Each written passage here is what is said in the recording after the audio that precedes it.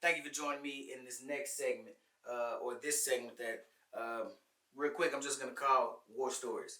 I feel like that's straight to the point. And so, without further ado, I'm going to give you an introduction into, or this is going to serve more as an introduction into this segment of War Stories. But also, or more importantly, this is going to lead or serve as a um, introduction into what it was like being deployed in Iraq. You know what I'm saying? Early on. So, I was a medic in the United States Army, all right? And so what happened, of course, after 9/11, which was 2002, right? We got deployed to Iraq, let's say 2003. March 2003, came back April 2004. Bam, so here we go. So as a medic in a medical unit, in a mechanical or mechanized infantry unit, as they call it, I drove a M113. Prior to that, I drove an M114. You know what I mean? The M577 or 557. Hell, I don't remember. Anyway, that was just a taller. It had like a hatchback. Let's say it was a hatchback. All right. Now, anyway, getting deployed over there, we all our stuff got to Kuwait. Right. Now, those of us that had the mechanized, the track vehicles, which are what was on the, the track to help you go, to make you go.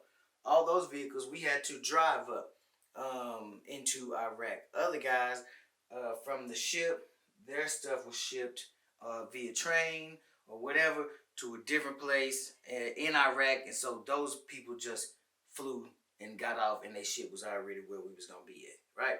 Me and my crew, or the people that I was with anyway, we had to drive our track vehicles from Kuwait through Iraq until we got to where we was going in Iraq.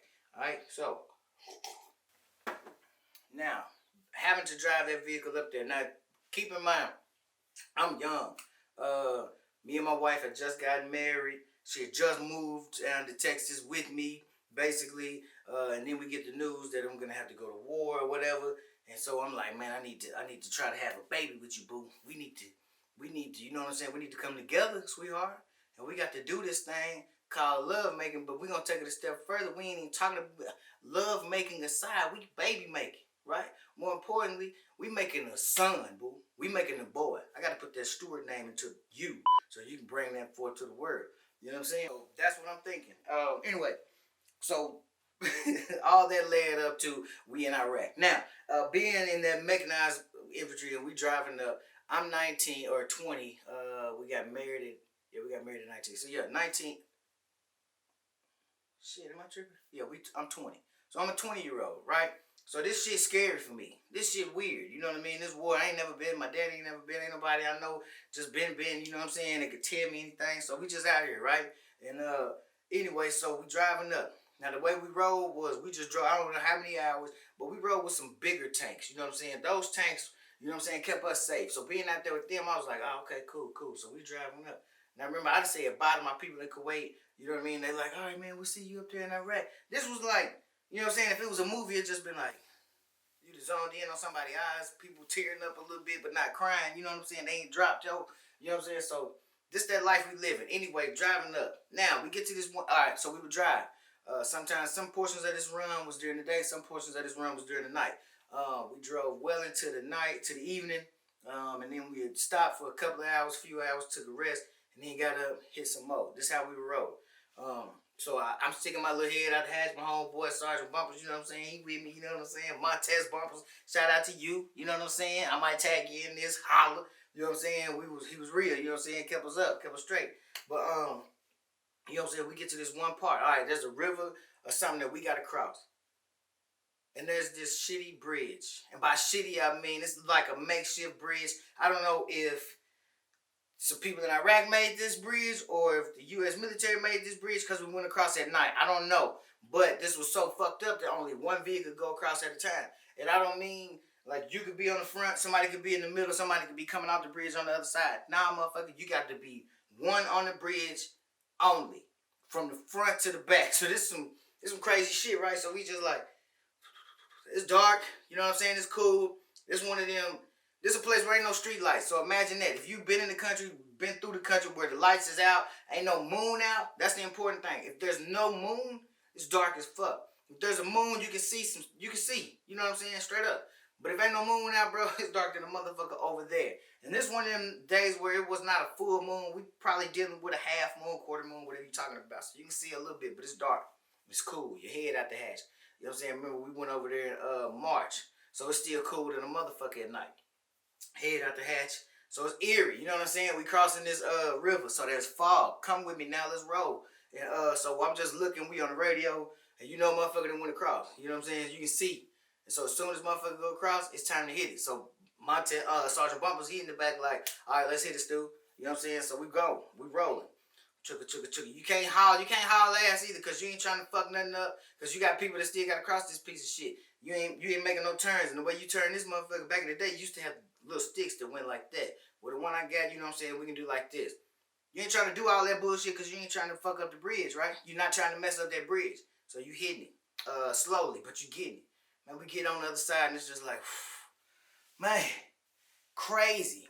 Oh, you feel so good, right? But now, it's probably been 25, 30 seconds since the last vehicle, or since the vehicle in front of you, since you've seen anything of them. Now it's dark. We ain't rolling with lights on. We're not rolling with our headlights on. So therefore the tail lights ain't bright as fuck. You know what I'm saying? You got little lights, dimly lit lights. So it's been about 30 seconds since you the last seen that light, right? So now that you on the other side of that bridge, you get to hit it. This is the fun part of driving the thing. You hit it. Woo. Remember, I'm 20. I'm young and a motherfucker. I'm over there. Woo. And then, so we hitting it. Now it's a curve that you got to go around. You can't see the other side, so it's a blind curve. I hit this right. You know what I'm saying? As soon as you hit this right, oh my God. It's a tank. You know what I'm saying? With the barrel pointed right at you. This tank, you not knowing what the fuck going on. This is a disabled tank. I'll tell you this right now. This where it's an unmanned tank at least. I don't know if it's disabled completely, but it's an unmanned tank. You know what I'm saying? Whoever done moved through before we went, and you know what I'm saying? I don't know if it was some dead bodies around that thing or not. You know what I'm saying? But it wasn't it was not an active threat, right? But this shit scared the fuck out of me. Look at this. I can't even do it. But it's like you come around the corner for real and it's a tank in your face. It's not even gonna focus on this. So it's just like you come around the corner and then in your vision is this boom. And it's in your face basically. Oh man, cause you make this right, then you make that left. That's how you roll. But right there, after you make that right, as you're making it left, that's where that tank is sitting. Right there, kind of like it's coming out of the woods. You know what I'm saying? It was like half tucked in, half not.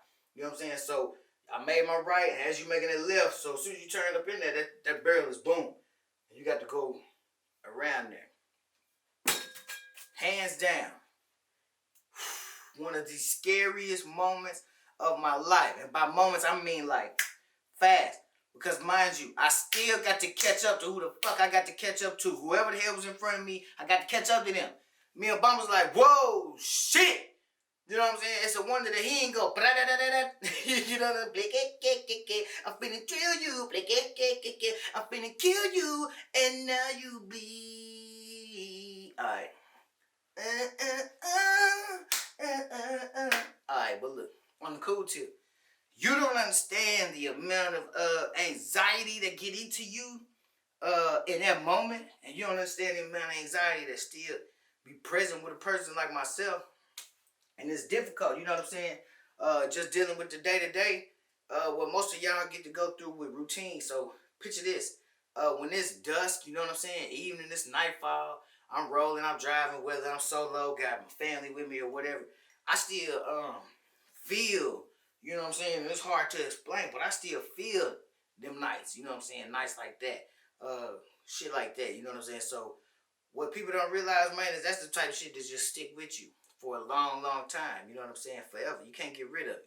You know what I'm saying? So I'm hoping that, you know what I'm saying, shit like this help me deal with it because, you know what I'm saying, the psychiatrists and all that shit at the VA and all these other people who know, they tell you you're supposed to try to get that off your, you know what I'm saying, off your chest. You got to get that out. You know what I'm saying? And that's the only way, that's the best way to deal with it.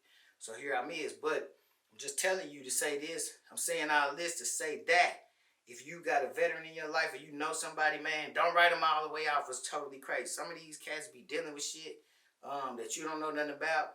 That a lot of us don't know nothing about. You know what I'm saying? A lot of these guys don't talk to nobody. A lot of these guys don't have nobody to talk to. That's something for y'all to deal with, for y'all to understand. You know, I mean, for y'all to understand. But like my wife, you know what I'm saying? She been with me. Like I said, we got married. I knew her. You know what I'm saying? We from Little Rock, Arkansas, straight up, and we was born and raised here. That's why I met her. And you know what I'm saying? When I met her, I'm like, oh man, that's it. I'm finna, you know what I'm saying? I'm finna wife her up. Snatching that. That's me. That's mine. You know what I'm saying? Knew it. I ain't even meet her for a whole nother year, but I knew it when after that. You know what I'm saying? Anyway, so to say I mean, like I said, we was young in the game, man. So this shit been with me for a long time. You know what I'm saying? All kinds of shit. It's just crazy. So that's the intro to War Stories, man. Fuck with me. Listen here. Like I said, if you know a veteran that's dealing with PTSD or any other kind of depression or whatever, man, check on them from time to time, man. You ain't gotta, you know, some of them try to tell you their whole story, some of them won't, but if they is trying to tell you their story, listen. You know what I'm saying? Just be there and listen. You ain't gotta have no opinion on it, like, oh man, that's fucked up. Or you know, if you want to know, you can say, man, how you deal with that. But more importantly, just be an ear sometimes. You know what I'm saying? But if they not wanting to talk, just check on it. Be like, hey man, I was just thinking about you. You know what I'm saying? I thought I'd call you, or I ain't seen you in a minute, so I thought I'd pop up on you, man, because you never know. Sometimes these things that's going on in their mind, it really just run back and forth like it's on repeat. You know what I'm saying? And sometimes that shit will fuck with a person till the way you would think they crazy. Some of them go crazy, but you would definitely think they was crazy. Some of these motherfuckers ain't got enough sleep. You never know. So hey, that's one time for War Stories. It's real shit. I try to keep it real with y'all no matter what I'm speaking about. So that's it. War Stories. Your boy Tim, channel Phony with the Sony. Follow me, follow that. I love y'all.